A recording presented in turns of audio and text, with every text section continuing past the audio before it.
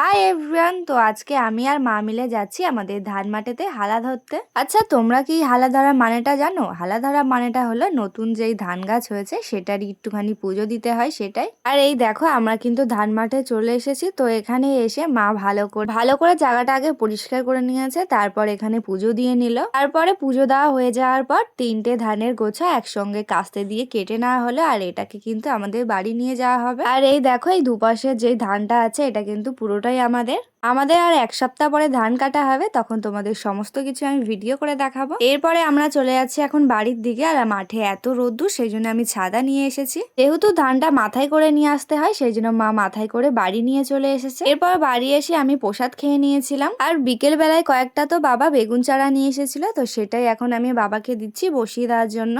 আমাদের বাড়ির এই সামনের এই জায়গাটাই তো বসানো হবে, তো এই জন্য বাবা গর্ত খুঁড়ে নিচ্ছিল, তারপর গর্তগুলোই সার ছড়িয়ে দিচ্ছিল। তারপরে জল দিয়ে একে একে সমস্ত বেগুন চারাগুলো ভালোভাবে বসিয়ে দেওয়া হয়েছে। আর এই দেখো, আমাদের সমস্ত বেগুন চারা বসানো হয়ে গেছে। নাও কি করছে এখন? আমার চ্যানেলকে সাবস্ক্রাইব করে দাও, যাতে আমার সমস্ত ভিডিও তোমাদের কাছে পৌঁছে যায়।